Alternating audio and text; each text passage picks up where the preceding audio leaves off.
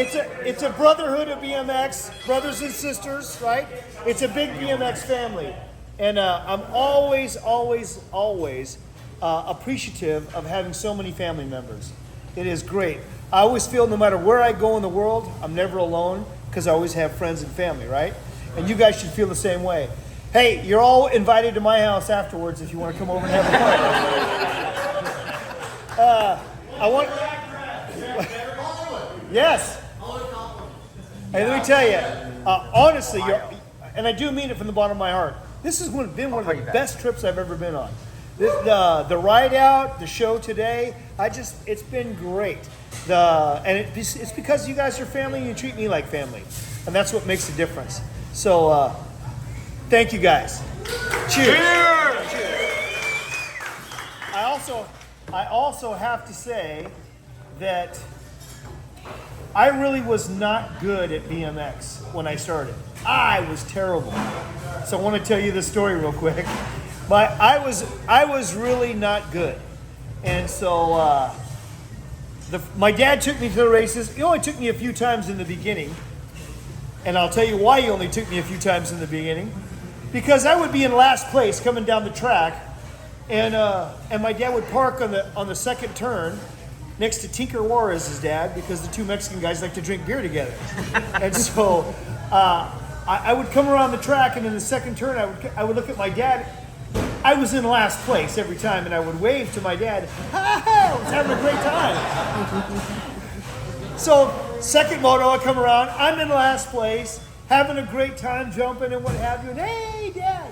I came around the third moto, and I look up, and my dad's gone. I was like, what? After the race, I came back, went to the finish line, and I go, where's my dad? Oh, he left. My dad left me at the track. I rode 13 miles home in the heat to got home, and I said, Dad, what happened?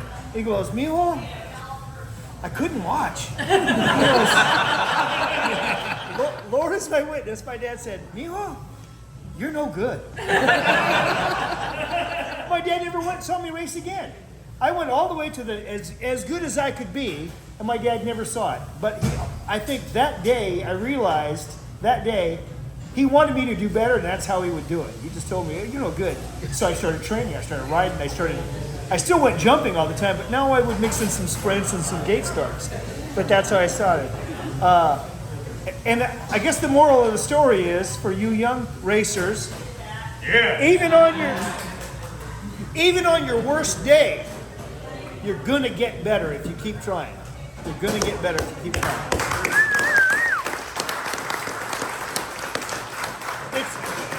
It's not lost on me that from meager beginnings, I didn't grow up wealthy. I grew up on a small ranch.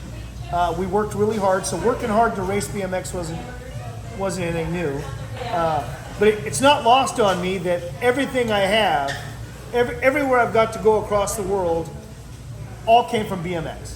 So I'm always grateful to be amongst my family members again, because this is, to me, like I said, I travel the world, I'm with family.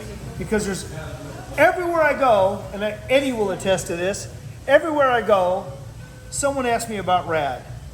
Or it comes up in conversation all the time. And I couldn't be happier for the way my life has turned out. If my plane should happen to hit a mountain on the way home, it's been a great one. It's okay. No, it's fine. It's been a great race all the way. So, cheers. Thank you guys. There's one more story I absolutely have to tell you. I got asked the question. I told him I would answer, but I wouldn't answer just then. He asked me, how did I get the nickname Hollywood? And it was not meant as a compliment when I got it. When I was young, real young, I used to flag. It was my first job, flagging at the motocross track. I got $7, but I had the best seat in the house, and I was the youngest flagger. We had a local motocross pro, who I will not mention his name because I did the first time I told the story, and it got back to him. So I won't say his name, but this motocross pro, local pro, was just a jackass of a guy. He was terrible. He's the kind of guy with the, hey kid, and you turn around, he'd roost you, rah, he'd throw dirt at you. He was just a terrible guy. Oh man. And so we would say, oh heck, I use his name. We would say, oh man, you're such a bower. Don't be such a bower. If you did something dumb, we'd say, oh, you are such a bower. Well, this guy showed up at the first big national of motocross by our house, and he had Hollywood across the back of his jersey. And we're like, of course he has Hollywood on his jersey. Well, fast forward, I went on one of those races my dad took me to. The rule at the track was you had to have long sleeves, right, to ride practice or to race. You couldn't race in short sleeve shirts. And I had forgot my jersey. And so my dad said, oh, there's something in the car. Go look in the car. By the way, my dad's Mexican, if you can't tell by the accent. He said, Mijo, go look in the car. And I'm looking around, and I find this long sleeve, big pointy collar Hawaiian shirt with oil streaks in it, because that's what he used to check the dipstick. Oh, this thing was terrible. Just oil strips all over the thing.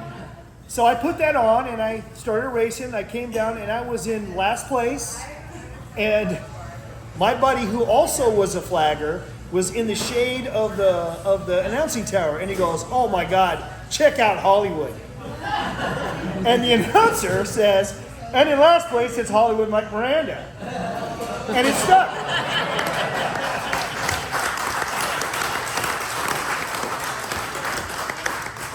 Since 1976, I've been trying to live up to that name.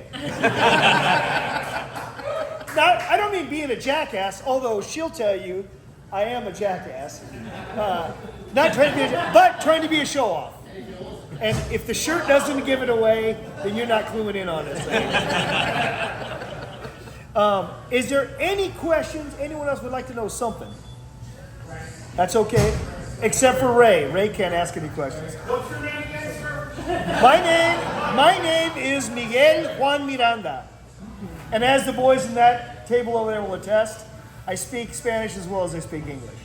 You say you currently race. What bike do you race? I do currently race. I actually am a USA BMX track operator in Prescott, Arizona. And yeah, thank you, man. Thank you. Yeah, I try to give back. Like I said, everything I have, everything I am, I owe to BMX. So I try to give back. And we run a little local track that we get about 15 motos. And we're building, it's great. To answer your question, I ride a Supercross. I ride a Supercross BMX bike. 20 or 24? 24, come on, man. I don't think I can get the handlebars past me anymore on 20. Yeah, I race cruiser class. And the reason I do is I run that race first because I also announce and start the races at the same time. So I race first, I come back, I try to catch my breath, and then I start running the races. I can tell you this. I got a bunch of demo bikes. And so I get the demo bikes to all the kids to race. But I also have a bunch of cruisers. So I always say when the family comes to race, I make the mom or dad take a lap on the cruiser. And I said, it's a family moment. Let me capture that for you. And I take a picture of the mom or dad with the child on the bikes. I told you I'm a jackass. I do it because that's how the biggest class at my track is the older dads. They end up buying bikes. You know, Junior gets a $400 bike and Dad gets a $1,500 bike, and they start racing. Yeah, we have a great time. Any other questions? You all right? What do you think of the new tracks versus the old school dirt track? For the track factor, it doesn't seem like the tracks are better. Well, the question is, what do I think of the old tracks versus the new tracks? I'll answer that by saying BMX is different now than it was then. The tracks back then, that's what we knew. And you could go from, I raced here once. I don't remember exactly what the track was like, but I've raced in Ohio several times. And you go from one track to the next, and they could be wildly different, right?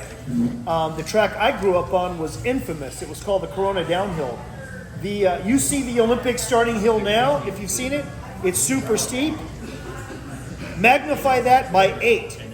And that's the start. That's the track I started on. It was a downhill track, and so the biggest difference I think is when I think about today's tracks, they're all uniform, very, very, very similar to each other, and it's a different style of riding. But I'll also say it's a different style of rider. They're all very similar, but they're all, I mean, they are athletes. These pros today, they eat right, they sleep right, they train right. You don't see those guys smoking and staging like back in my day. Some guys were, stamping them out and getting the gate. It was crazy. It was crazy. A lot of things went on in racing back then that's different from it now. But those guys, I don't knock them at all, except for none of them are Hollywood. They don't have the personalities that we had back then. Please give us the air BMX look back. I don't think I can. The bars don't hit. Yeah, I'll do one for you for sure. Which one did Jason? Anyone else have a question? Yes, sir. Clip in or flats? Clip in or flats? Oh, flats for sure. Listen, I told you I race now every other weekend if it fits in the schedule. I race with flats. I take my foot out in the turns, and I race like a AA pro. If there's a dad or mom ahead of me, I'll mash it. Oh yeah, I'll just give it to them right there. I'll run them off the track, coming down the last straightaway, I'll look back and move right over on them. Oh yeah, I don't care. I'm a racer. Who did I like beating the most? His meat. I will tell you it's not even close. There's one guy that I always never wanted him to beat me, and I always would want to beat him.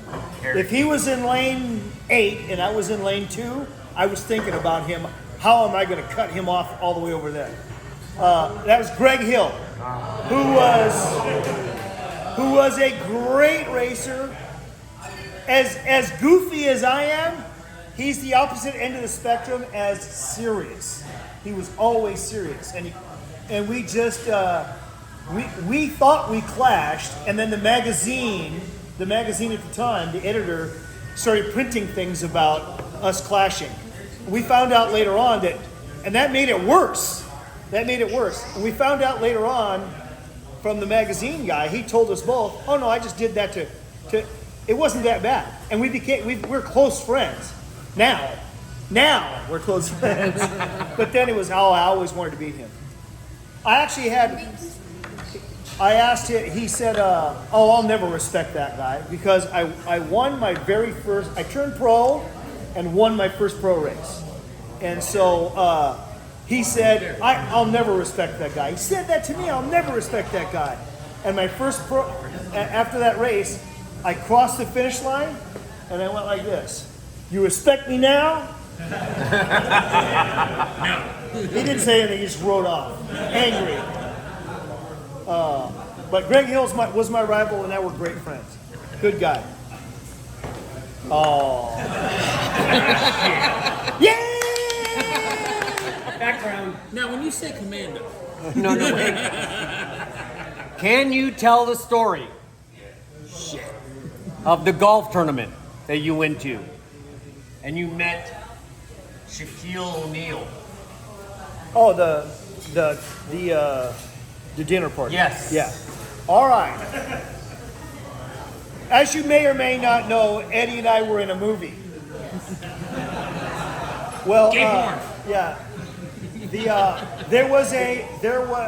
I have a friend because of Woodward Camp, which was a gymnastic camp that decided to add BMX to it because it was basically 98% girls. So they wanted to add a boys' sport. And so they added BMX. They thought that would mesh. Oh boy, that did not mesh. Anyway, because of the gymnastic tie-in, I ended up becoming friends with a number of people in the gymnastic community. And so I got to know Bart Connor and his wife, Nadia Comaneci, who was, in my opinion, the greatest female gymnast ever. Anyway, so they're at a charity event in Florida where they live, and the guest of honor of the charity dinner was Shaquille O'Neal, who played for the Miami Heat at the time. So Shaquille arrives late, as you're supposed to. He comes in late, and he's walking through, and he gets up, and he's at the stairs. He starts walking through, and he's hi, hi, hi. And all of a sudden, he looks across the room, and he just starts pushing people out of the way, grabbing their heads and moving them out of the way, just parting the seas. And he goes right up, and Bart says he walks right up to me, and now Bart's, I'm Shaquille O'Neal compared to Bart. He's not a big guy. So he walks right up to Bart and he goes, "You're Bart from Rad." Now Bart tells the story a little different. Bart tells the story, he's angry. He says, I'm the most decorated, winningest male gymnast in the Olympics for the United States. Nobody remembers that. I do one BMX movie, and that's what people stop me with. Yeah, he's great. He's great.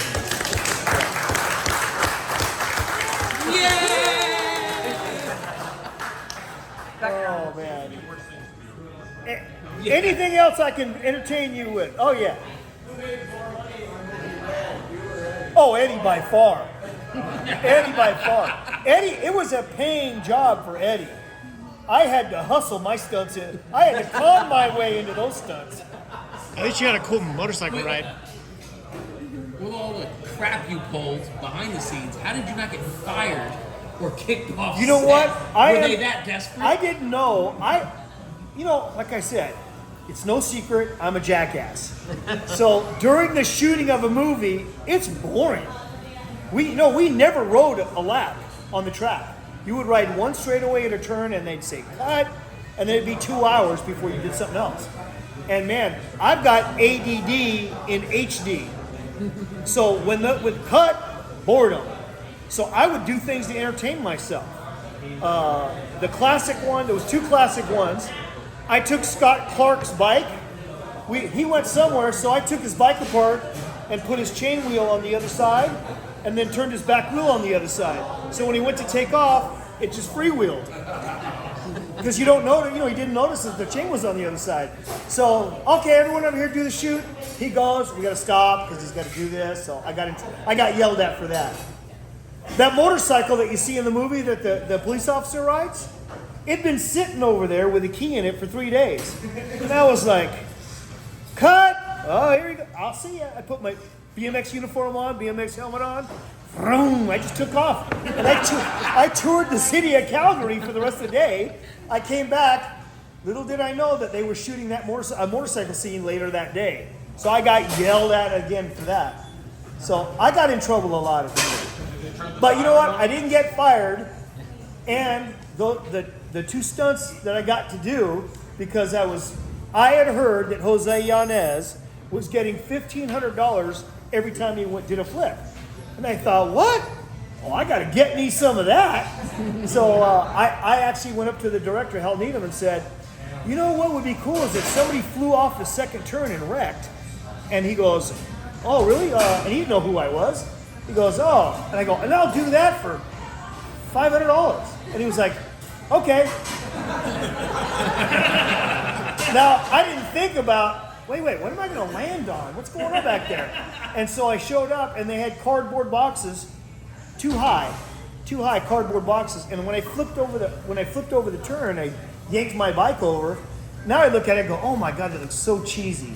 And I think, damn, you're such a Bauer. And I flip over, and I did it.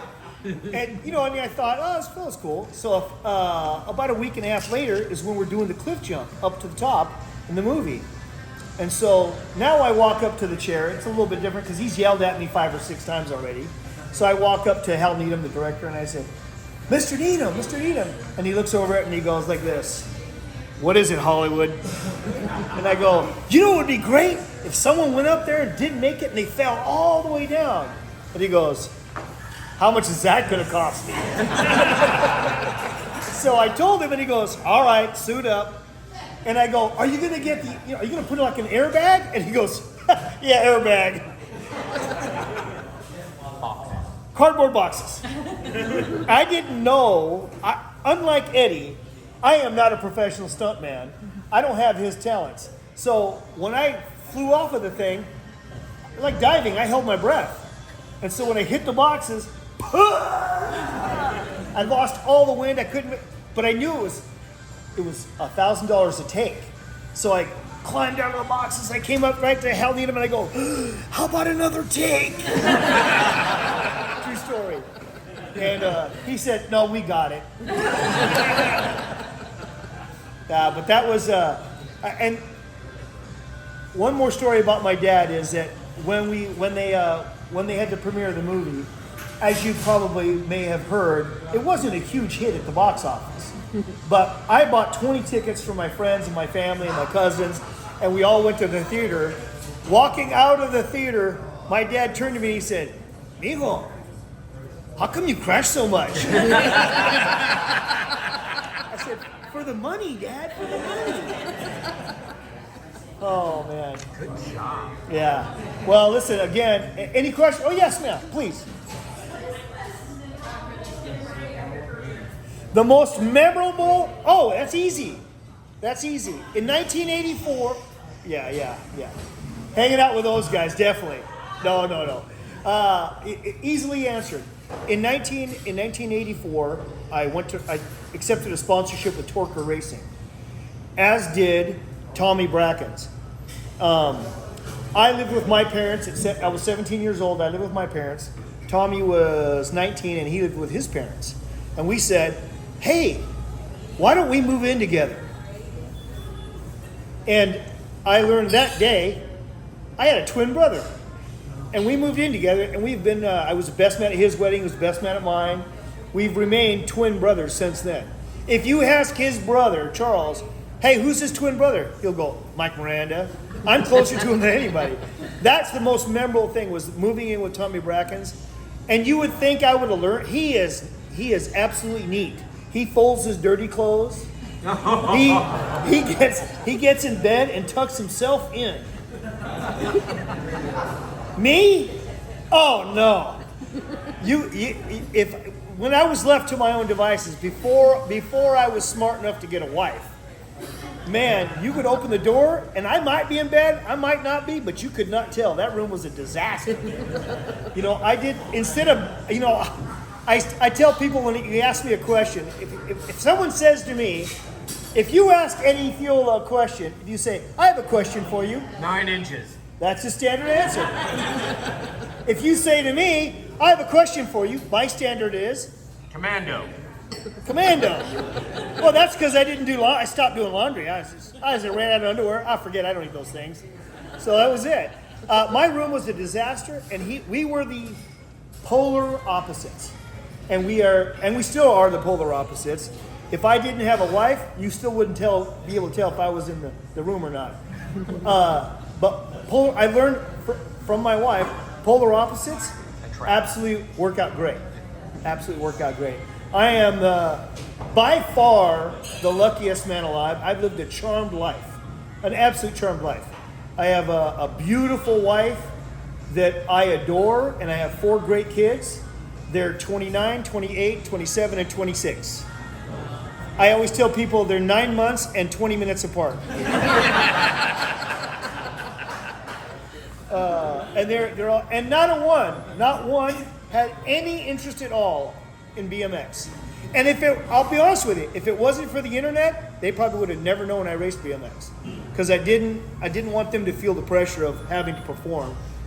And No trophies in the house. No pictures of you riding. Nothing. No. Hey, by the way, I kept. It's different at Eddie's house. Shit's everywhere.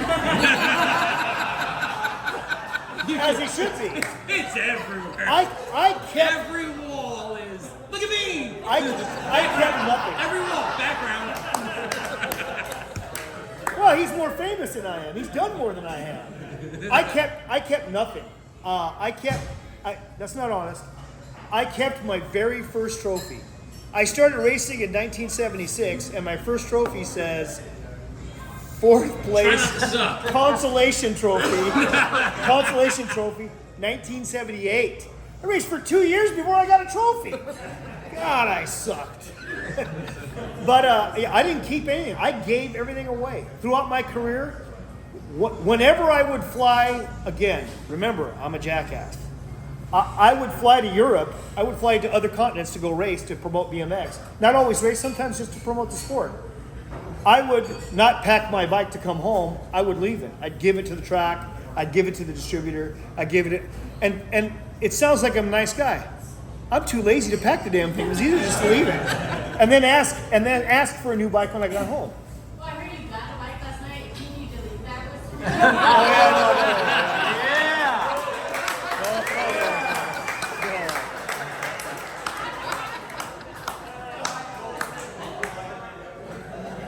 Just for that, I am going to leave something. Just for that question, I'm going to leave this.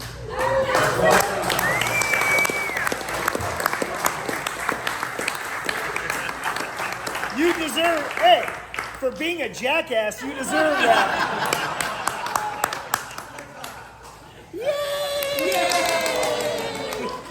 Background. Yeah, I kept nothing. I gave everything away. And the funny thing was, when I got on Hutch, 2 weeks after I got on Hutch, I went to England to do a promotional tour around some local tracks. And I left my bike with a distributor. I said, hey, yeah, just raffle it off or use, give it to whatever. Just make something happen with it. I flew home and I called Hutch. Now, mind you, I'd just been on the team a couple of weeks. I said, Hutch, I need a new bike. He goes, what do you mean? I go, I need a new bike. I left it in England. You left your bike in England? I go, yeah, I left it with Shiner. He's got it. He's gonna get away. And he goes, hey, what? Because I don't do that. I go, yeah, I do it all the time, Hutch. It's easy. That was in the morning. In the afternoon, Michael Shiner from England, our distributor, called him and said, hey, that Mike Miranda guy is great. He left us his bike. I want to put an order in for another container of the frames. And he goes, Hutch, call me. What a good man. Called me back and he said, hey, you know what? That's a good idea. You leaving those bikes on. So again, when I was done racing, I gave everything. We had a blowout sale in my neighborhood, and all the kids just, hey, take what you want. Just take it. Just gave it all away. And 3 years ago, I started a podcast called The Dirty Knobs. And when I started the podcast, I think I had one T-shirt pinned up behind my wall. Since then, people have learned and have been sending my stuff back to me from all over the world. So all the stuff you see behind me in the podcast has just been sent back to me. And I mean, I got a team jacket I had, I've gotten team jerseys I had, I've got parts and pictures, and all that stuff has come back. And the funniest one is, if y'all know what a Nora cup is, to Eddie's never seen one. yeah. To us, I think it's the most prestigious award you can win, because How many you got? Because you're given it. The people vote for you, and that's how you get it. So it's a popular award, and I was so pleased to get it. I got it once. Actually fainted when I got the call at Hutch's Kitchen. I got the call and I fainted. It was great. So I got this Nora Cup. I put it on display at a local bike shop and had been traveling, quit racing, thought about it. The bike shop went bankrupt, closed down, and I had forgotten about it. And Mike Buff, oh, it's a beautiful, this is Nora Cup, #1 Rider Award, Mike Miranda. Mike Buff knew the owner of the shop, and he went to his house and got it for me, and he delivered it back to me. But he had taken blue tape and put over Miranda and wrote Buff. So if you watch the podcast and you see it behind me, the blue tape is still on there. It says Buff. It says Buff. Now, if you think, listen, I've already admitted to you, I'm a jackass. Mike Buff is a bigger jackass. He's my jackass hero. Anything else? I'm curious, how did it feel to get when you got offered your first pro model bike? And then I'm curious about the magazine ad with the director's when you first saw that, what was your impression? Okay, how so did it feel? to get my first bike that was really mine was the Hollywood series. Hutch had made one. He said he was going to make one for Timmy Judge. He asked Timmy Judge what he wanted, and he said, I want this, I want that, and he want this. And he said to me, he goes, Hollywood, what do you want? I go, oh man, just paint it pink. Just give me a pink bike. I don't want you to change the pro racer at all. I love the way that bike ride. The real story was that I had broken a few because I jump a lot, and I had broken a few, and I knew that if I was in Belgium or I was in Michigan and I broke one, I could go to the local Hutch dealer and just get another bike. It wouldn't have to be all custom. So it's the Hollywood series is just a pro racer with a beautiful paint job. How did it feel though, like having your name on the frame? Oh, Were you it like- still feels great. Yeah. It still feels great. Thank you, Ellen. It still feels great.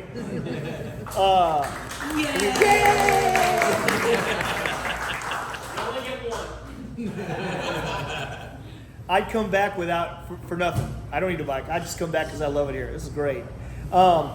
The funny thing about having a pink bike was in the town I grew up in. So I had two cars. But I rode my BMX bike everywhere. Everywhere. It was not the only time I drove my car was take it to go to the local races. Other than that, I rode my bicycle everywhere. And like I said, it was 13 miles to my local track. I rode to the track, rode, and then rode home. Working hard is I've never shied away from working hard. I learned that lesson early on. My dad coached me in another sport, and working hard was part of it. So the first time I had a pink uniform before I had a pink bike. Yeah, and the pink uniform came because the gentleman that owned the company of JT Racing, he's about 6'5". He's a big man. And I'm in the back warehouse getting T-shirts and getting stuff out of the shelves, whatever. And Mr. Gregory came out and he said, hey. And he came over and he put his arm around me. And he's a big man. And he just leaned on me. And I was like, oh. And he goes, hey, I want you to do something for me. I was like, yes, sir. He goes, I know you're going to France next week. I got a uniform I made for you. I want you to wear it. Yeah. And I was like, yes, sir. And he goes, and then he leaned on me one more time. And he goes, it's pink. And I was like, yes, sir, Mr. Gregory. Yes, sir. So I showed up in Paris, France at a stadium called Bercy. And I think it holds like 20,000 people. It's a big stadium. Sold out for a BMX race, to watch a BMX race and a freestyle show. And I show up, I run out there the first time with all pink on, and they lost their minds. They were cheering, yeah, it was the greatest thing ever. After that weekend of doing that, I fly home to race directly from Paris, France to Houston, Texas. And the race is held inside of Gillies, which also hosts rodeos. So, if you want something from the snack bar, you walk to the bar. So I walked into the bar with all my pink stuff on, and this guy next to me pulls his belt buckle and says, boy, you ain't from around here, are you? Man, that was a culture shock. It was a culture shock. But the pink bike, I know he made 3 colors, and I wanted to mix them up, but he said, just like the bikes now that they were just made again, the pink sold so much more that Hutch always wanted me to ride pink. So I did, almost always. Why, thank you. I still wear pink all the time. And I'll tell you a funny story about wearing pink. I like I said, I wear pink all the time, pink t-shirts all the time. And I walked into a family establishment, a little bar down in San Diego, and the guy at the door, big guy, giant beard, tattoos. I walk into the bar and he goes, it takes a brave man to wear a pink shirt in here. And I said to him, it takes a braver man to comment on it. And he roared out laughing. He said, hey, he's on me. Yeah, just still associated with the color. Still always associated with the color. And it's funny that, I got grandkids now, and they're like, Grandpa, how come you have a girl's bike?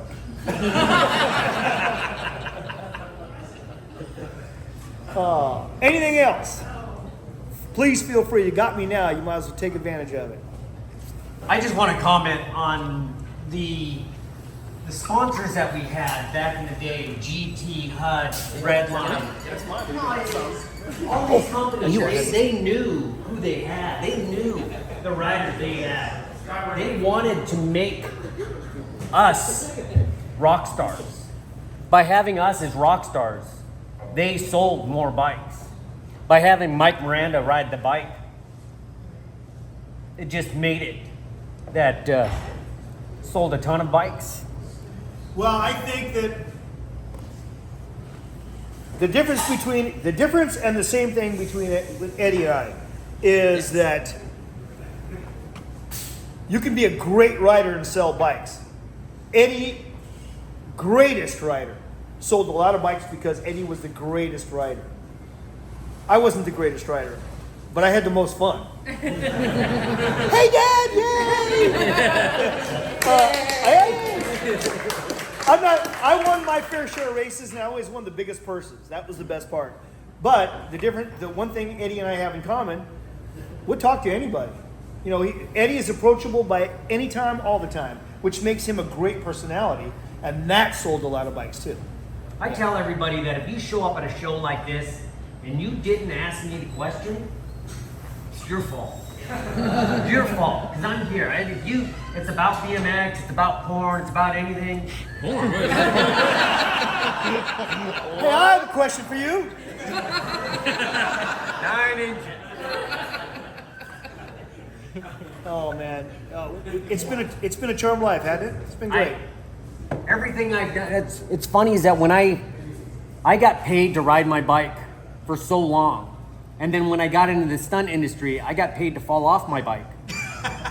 So I mean, like, it never changed. I still got to ride my bike, and luckily enough that I've met enough people in the stunt industry that I learned how to fall off of motorcycles and cars and roofs and buildings and do things that I've never gotten to do without riding my bike. So yeah, BMX was everything for me. I went from racing BMX to getting injured to working for a BMX company, and I've worked in the bicycle industry ever since. I took 4 years off and tried something else. By the way, the PGA Tour is hard. Is it the windmill or the clown? Oh, I'm gonna tell you right now.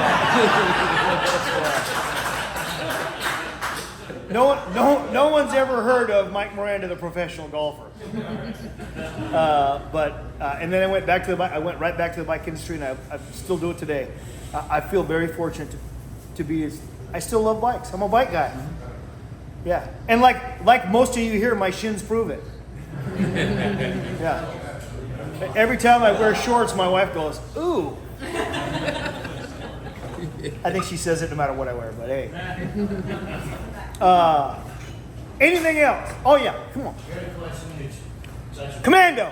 Yeah. Both you and Eddie, and I know your answer too. 9-inch Commando. 9-inch Commando. So you mentioned, Greg was the person who went beat the most, but who was the toughest competitor?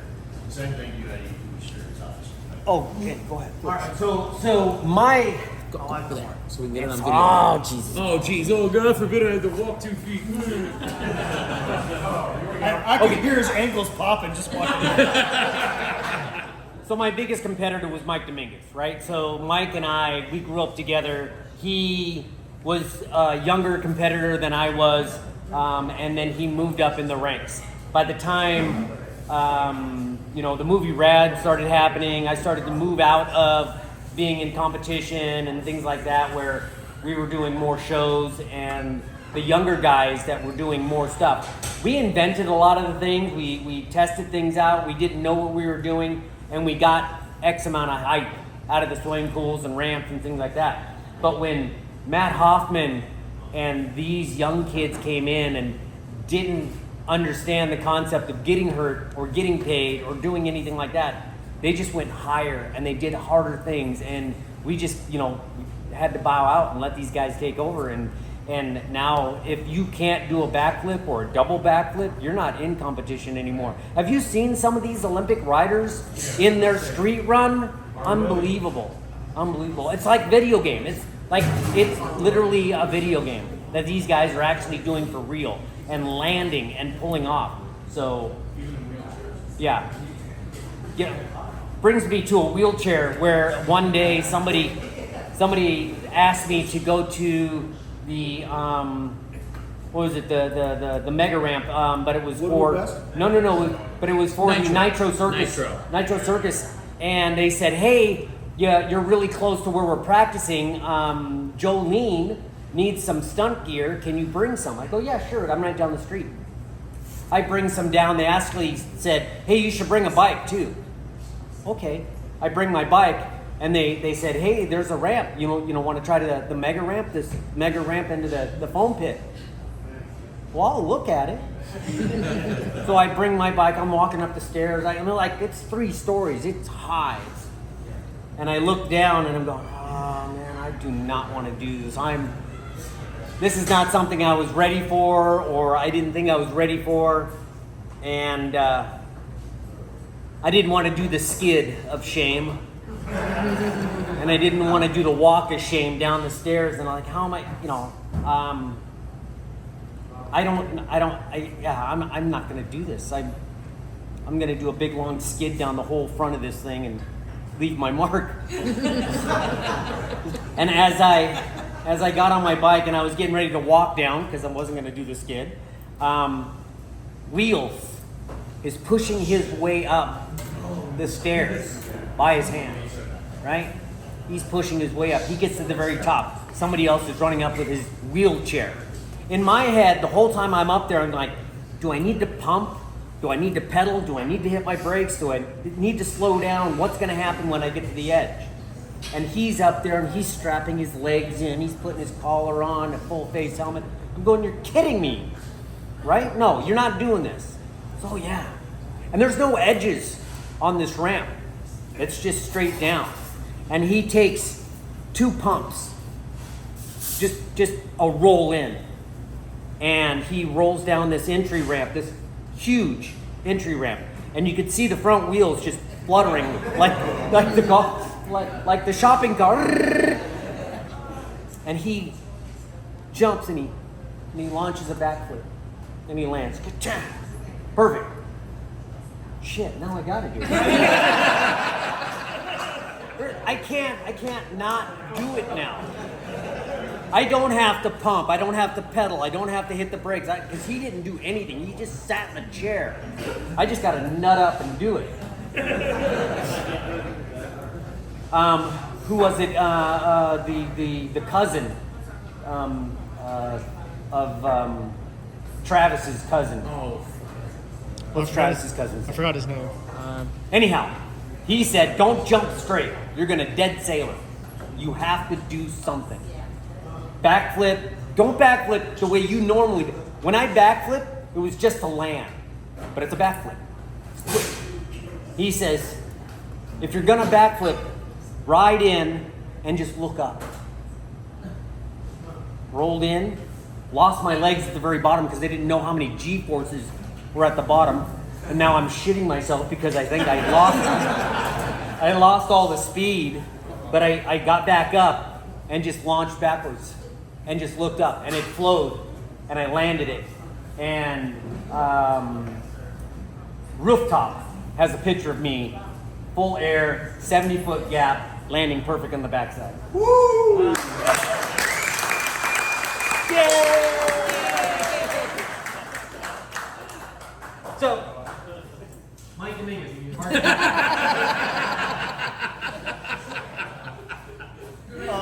My answer is pretty simple. Crazy Ronnie Anderson. Yeah.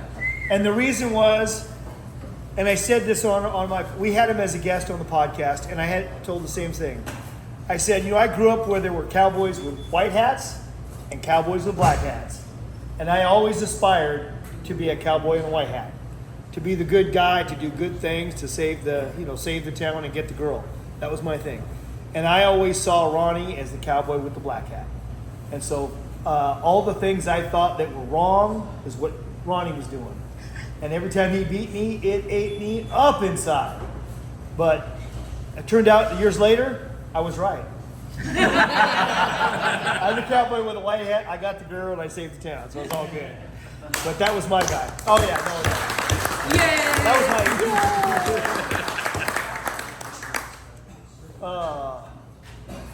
Can I tell a Travis Pastrana story?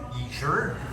So y'all know who Travis Pastrana is, I take it. No. Never heard of her. So Travis Pastrana, we're in Bentonville, Arkansas together, and Travis Pastrana, for as big a superstar he is the greatest, nicest, down to earth guy. When we were, you do something like, if he was at the Buckeye Bike Show, when you break down at the end, It's a party now. You're fired. at the end of the day, he'll help sweep. That's the kind of guy he is. He's a great guy. So we're in Bentonville, Arkansas. We're at a bike event, and we just went to the pump track real quick, just the two of us goofing off. And people found out he was there, and all these kids came, and so he started signing autographs. He's got to catch a flight because he's going to Australia. And I said, hey man, you keep signing autographs. I'll box your bike up here, right here, so we can go to the airport. And he goes, oh, thanks, Hollywood. So, me being a jackass, the first thing I did was, in my toolbox, I grabbed a Sharpie. And I wrote in the inside of his bike box, and I have pictures to prove it, hi, inside the bike box, hi, my name is Bobby. I'm 9 years old. This man puts me in the box, and he tickles me in my special place.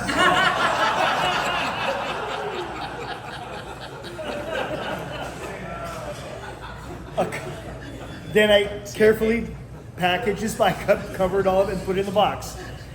A week later, I get a 2-word text message from Travis Pastrana. I'll let you guess what the 2 words were. And he said, you know who the first person that saw that writing was the TSA agent.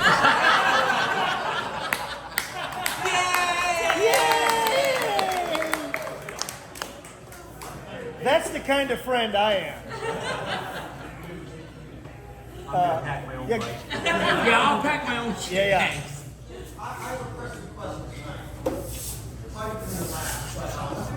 Oh no, I got. Yeah.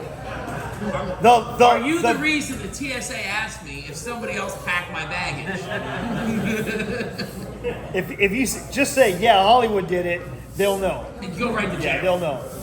Hey, by the way, Gary Pollock. Gary Pollock. Let me just say.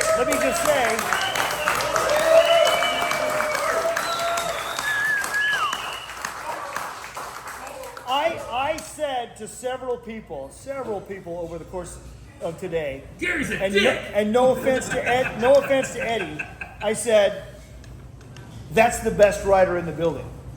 Gary Pollock. Yep. Without a doubt. Yeah, without a doubt.